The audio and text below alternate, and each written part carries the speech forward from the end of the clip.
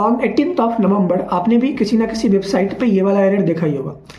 तो चलिए समझते हैं कि आखिर ये एरर क्यों आया और इसके पीछे का रीज़न क्या है। तो उससे पहले हम ये जानते हैं कि क्लाउडफ्लेयर क्या है।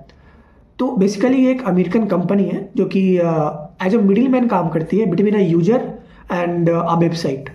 और ये मुख्यतः 3 सर्विसेज को प्रोवाइड करवाती है। पहला, सिक्योरिटी।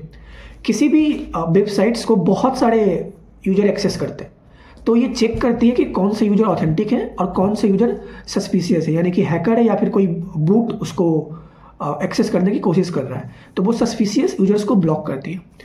दूसरा सर्विस, ये वेबसाइट्स को DDoS से प्रिवेंट करती है। DDoS means distributed denial of services.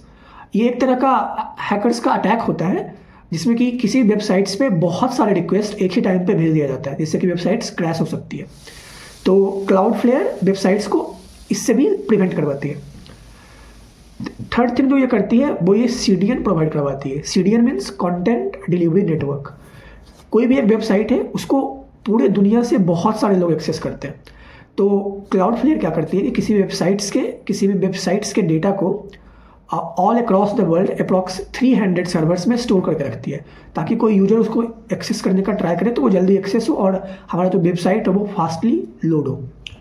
So 18th of November को क्लाउडफ्लेयर की ऑटो कॉन्फ़िगरेशन फाइल, ये एक फाइल होती है जो कि क्लाउडफ्लेयर मेंटेन करती है, और ये एक ऑटो जनरेटेड फाइल होती है जिसमें कि ये डेटा रखती है सस्पिशियस यूजर्स का, उनके IP एड्रेसेस का और ट्रैफिक रूट्स का, और भी कुछ इंपॉर्टेंट डेटा ये इसमें स्टोर करवाती है।